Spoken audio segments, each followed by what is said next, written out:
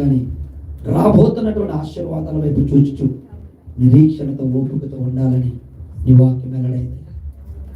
నేను నీతో సహవాసం చేయాలి. నాకు ఈ లోకపు ఆశీర్వాదాలు వద్దు.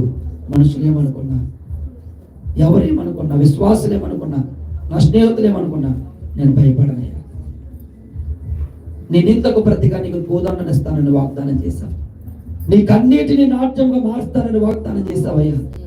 నా జీవితంలో అనేకమైన శ్రమలు ఆశీర్వాదమునకు కారణమని నాకు చెప్పావయ్యా. నీకు వందనాలయ్యా. నా స్నేహితులు నా పట్ల ఏదో తప్పిదం చేశారు, క్షమించండి, నన్ను క్షమించండి. ఒకవేళ నన్ను బట్టి అట్లా చెప్పారేమో.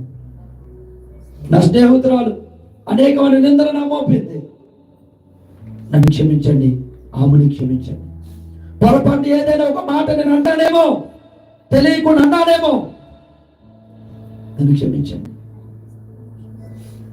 నా జీవితానికి ప్రభువా ఆశీర్వాదములు రాకుండా ఆయన అపవాది చేసిన పట్టాంగములు, అపవాది యొక్క తంత్రములు సులువుగా చిక్కులు పెట్టాడయ్యా. నాకు తెలియజేశారయ్యా.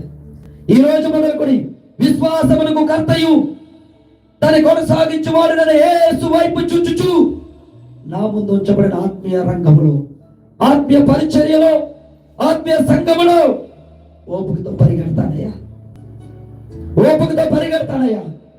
నా జీవితాన్ని పట్టుకోనైనా, నా జీవితాన్ని బాగు చేయనైనా, శ్రమల కొలమిలో ఉండను.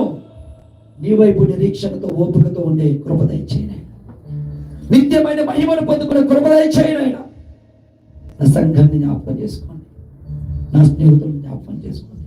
సమాధానముగా ఉండటకు ఒక తోడై ఉండండి అయ్యా.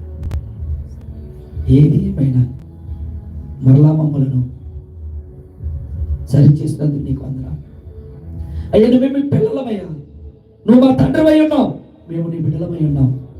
నువ్వు మా పట్ల అనేకమైన కార్యాలు జరిగించాలని ఒక కుటుంబంగా మమ్మల్ని కట్టి ఉన్నావు.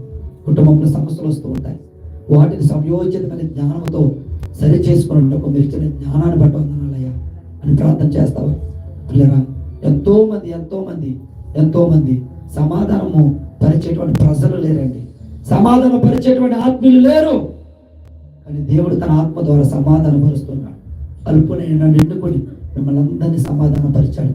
మరలా ఇంకెక్కడ ఎప్పుడు ఏ విషయంలో కూడా పొరపాట్లు జరగకుండా, ఎక్కడ ఏ విషయంలో కూడా అపవాదులు మనపై, మన కుటుంబాలపై ప్రభావితము చూపకుండా ఈ దినం మొదలుకొని ఒకరమొకరు ప్రేమతో అర్థం చేసుకుంటూ ముందుకు వెళ్దాం.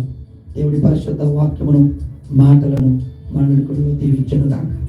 ప్రార్థన. పరిశుద్ధుడ, అత్యంత ప్రేమ, కృప, కనికరము కలిగిన మా తండ్రి, నీ పరిశుద్ధ నామాన్ని బట్టి స్తోత్రాలు. ఈ సమయంలో మీరు మాతో మాట్లాడారు, అందరి బట్టి వందనాలయ్యా. ఇంకను ఉన్నతమైన గణనీయమైన కార్యాలు సంఘంలో జరిగించండి, సంఘాన్ని బలపరచండి. చాలా మంది బిడ్డలు ప్రభా అనారోగ్యంగా ఉండి రాలేకపోయారు, మరి కొంతమంది ఇండియా ప్రయాణాలు ఉన్న కారణాన్ని బట్టి రాలేకపోయారు. వారిని జ్ఞాపకం చేసుకో. వచ్చే వారంలో నిశ్చితమైతే మా అందరితో కలిసి నేను స్తుతించి కృప దయచేయమని యేసు నామములో ప్రార్థించి స్తుతించి ఈ మనలో నీవు పొందుకున్నాము తండ్రి.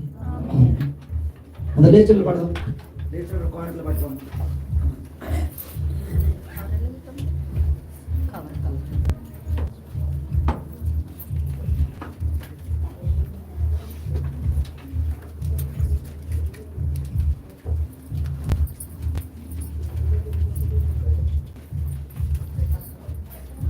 కవర్ తెచ్చారా మన మంది